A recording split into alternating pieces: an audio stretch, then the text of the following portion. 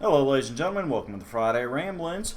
We're here to discuss a little bit more ECW by going through their championship histories. And we start things off with the tag team titles because we do love our tag teams here at Roulette Productions. This time we're going for the singles titles, but no, it is still not the World Heavyweight Championship. We're going to go with the Television Championship. Why? Because in a lot of ways the Television Championship was kind of the most interesting one, being their mid-card title, their answer to the Intercontinental title or the old WCW US title, which WWE has both of now because of the two brand thing. But yeah, it was ECW's way to put shine on different wrestlers and a lot of legends and now icons of that era of wrestling held the ECW Television Championship. Thus, we're going to look at that as our next salute to Extreme Championship Wrestling. So let's get to our history breakdown, because that's what we do here. The original ECW Television Champion was Johnny Hotbody, who won it on August 12th, 1992, defeating Larry Winters for the vacant championship. The title was later vacated after only a month due to Johnny Hotbody legitimately injuring his ankle. A couple weeks later, Glenn Osborne won the championship. However,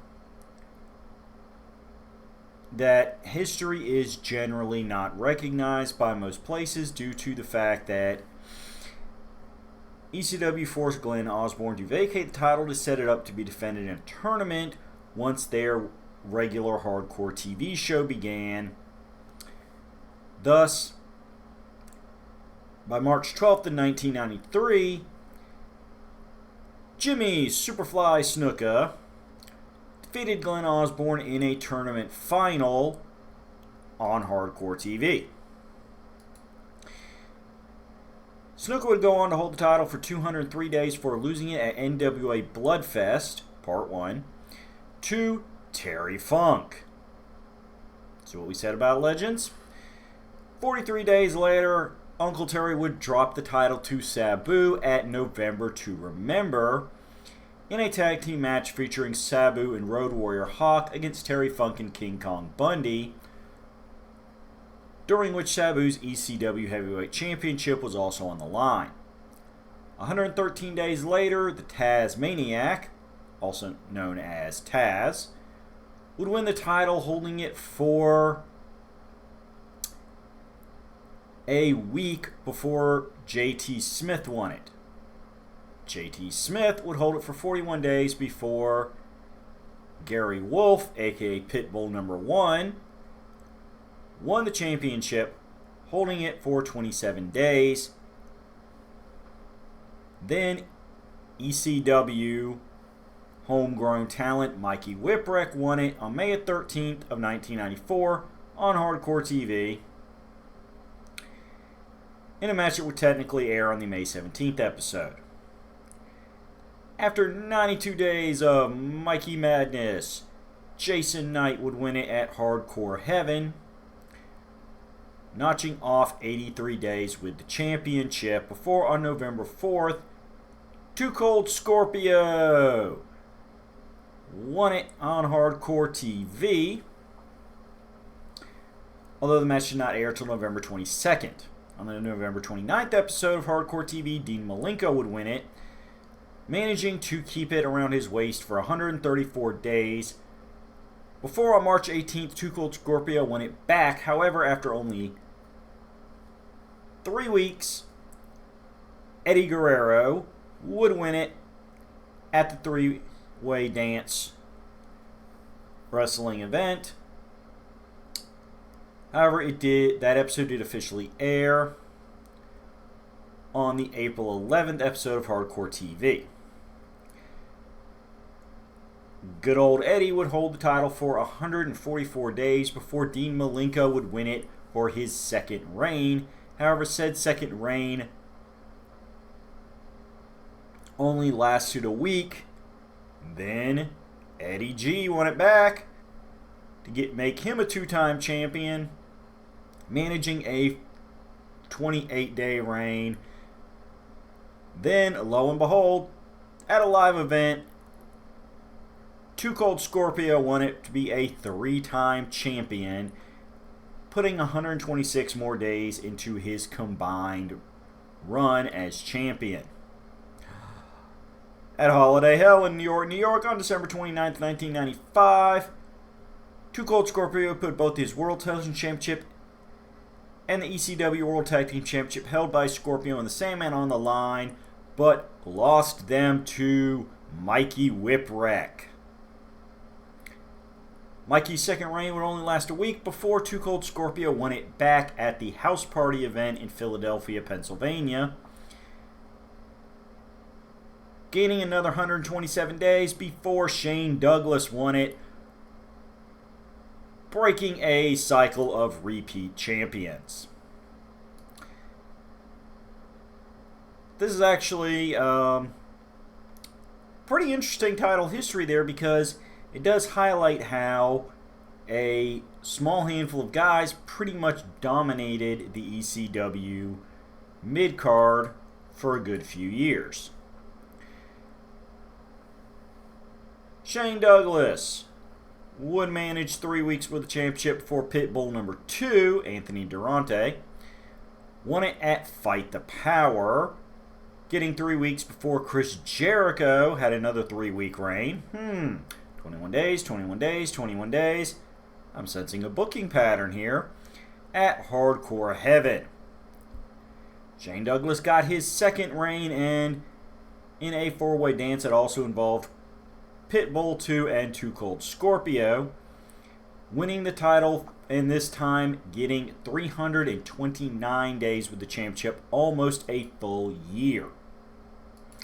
This is impressive, and is the television championship reign most people remember of Shane Douglas's. Taz would win his second run with the title at WrestlePalooza, getting a respectable 267 days as champion. However, at Living Dangerously on March 1st, 1998, hometown hero, the King of Asbury Park, Bam Bam Bigelow, would win the television championship and hold it for 34 days. Here's the big one, folks. Here is the one that is one of the most iconic championship reigns in ECW history. You old ECW fans know what's coming, I'm sure. On April 4th, 1998, at Hardcore TV in Buffalo, New York, although it did not air until April 8th because of the broadcast delays, Rob Van Dam would win the championship, holding it for an astonishing 700 days. Got so used to saying 3 earlier. 700 days as champion, folks. Finally, the belt was vacated on March 4th of 2000 due to a legitimate injury from Rob Van Dam, not from him actually being beaten for it. That 700-day reign helped make Rob Van Dam one of the faces of the company, and as I said, was pretty much the most famous championship run in ECW of any of their championships, because again, for 700 days, almost 2 full years, Rob Van Dam was there. He was holding the championship, he was being seen with the championship, and more importantly, 121 times he defended the championship. In a tournament final, Super Crazy defeated Rhino at the Living Dangerously event on March 12th, 2000 to become the new television champion. He lasted 27 days before Tajiri or Yoshihiro Tajiri, depending on how well you know him, won the title on the new ECW on TNN show, managing a polite 14-day reign before Rhino came back into the picture and gored his way to the championship at the CyberSlam pay-per-view. 126 days and 11 title defenses later, he would drop the belt on August 26, 2000 at Midtown Massacre to Kid Cash. However, only a few weeks later, 14 days to be specific, Rhino won the championship on ECW on TNN once again in Mississauga, Ontario, holding the title belt for 214 days before it was deactivated due to the closing of ECW, meaning Rhino is the last ECW television champion. Now, he did, I'm going to throw this out here just to be completionist here, but a good completionist. On January 14, 2022, at a GCW event, Rhino did defend the championship against Matt Cardona, or at least the physical belt was brought out and put up in a match against Matt Cardona, which Matt Cardona won. However, here's the problem. ECW's intellectual property, including the championship, is owned by WWE, and therefore it is not considered an official championship title defense because WWE owns ECW and the ECW Television Championship. Still, that was the last time the physical belt was seen. Let's break down your numbers here. Rob Van Dam has the most days with the Television Championship with his single reign of 700 days. The next closest is half as many days with Shane Douglas's 2 reigns of 350. At the far end of the spectrum, you have Tajiri and Kid Cash tied with only 14 days with the championship. However, it should be noted, Too Cold Scorpio won it the most number of times with 4 reigns that totaled 274 days. So, he definitely ranks up there as an iconic ECW champion.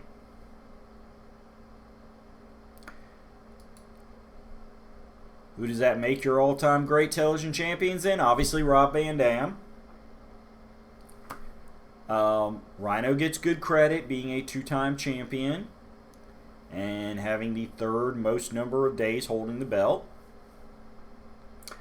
You can't, even though Shane Douglas held it for a pretty good amount of time, because he held titles all up and down ECW and was often had angles while not being a champion, chasing various title belts, it's hard to really call him an iconic television champion. He was basically just an iconic member of the company. So him having respectable championship reigns went hand in hand with that. Too Cold Scorpio with his 4 reigns is a front runner. Still, you also have to give it to Mikey Whipwreck, even though he only had 2 title reigns running 99 days. Those reigns were some of the first signs that this skinny young lad was somebody that would be an ECW mainstay and a force to be reckoned with in the company. Not to mention that, as we said in the title history, he competed in matches where Television Championship wouldn't be the only championship in that match, and so he in the case of that television title and tag team championship title match, won 2 belts in a single match. Always interesting booking. As I said, though, there are many icons who held it besides those couple: Dean Malenko, Eddie Guerrero, Jimmy Snuka's, of course, not always remembered fondly for good reasons. Bam Bam Bigelow, one of the true greats, and a major influence on various big man wrestlers. Chris Jericho, Tajiri, who is, big name, had a great run in WWE as well. Did a lot of good work in Japan. He had a short run, single reign with the belt, but he was a big name in general. So he gave some shine to the television championship. Frankly, if you can find an ECW television championship match, especially them done at the pay-per-views or supercards, they're good matches. Eddie and Dean had a great feud in ECW, and that television championship was the backbone of that feud. One of the all-time classics of ECW, especially one that was built around them being just great wrestlers, not just weapon-filled garbage wrestling. That was one of the things that ECW did right, is they would mix the different styles and flavors of wrestling. Dean and Eddie were a major part of that, and the television championship was a major part of their feud, so bam. Any of those matches are going to be must-sees. Seeing any of Rob Van Dam's defenses are going to be fun, because this was Rob Van Dam at his physical peak. He was great in WWE, but in ECW he was younger and even more daredevilish, so those are going to be some good matches. I recommend you hunt them down. Most of them, especially as I said, the pay-per-view based ones, should be available on the WWE Network if you can navigate the interesting layout that Peacock uses. Or hopefully you're in a country where you don't have to use Peacock to see the WWE Network, and you might have a better interface to search with. Either way, hunt the matches down, or just plain look them up on various other sites on the internet that are hosting the videos until they get taken down. It happens. Still, this is a championship that should be fondly remembered throughout wrestling history, despite its relatively brief tenure compared to some of the WWE and NWA ones, and we are happy to help keep it in the history books here at Roulette Productions. Go ahead, tune in next week. As I said, I know this video is a little short, but there's just really not much to the television championship. It was only around for, 7 years, 8 years. But that's okay, because these things happen, and this just frees you up for more time to look for those said matches. I'm actually being nice to you by having a shorter video. It's Friday. Enjoy your weekend. Enjoy some wrestling. And if that's not your flavor, don't worry, because in 7 days we're going to have another rambling, addressing another topic, and that'll be just fine. Like, comment, subscribe, click the notification bell, tell a friend, tell your family, tell a neighbor. Heck, tell a random stranger on the street. Because we are going to be here on the Fridays to discuss fandom and all things entertaining. That's what we do. We ramble. Bye-bye.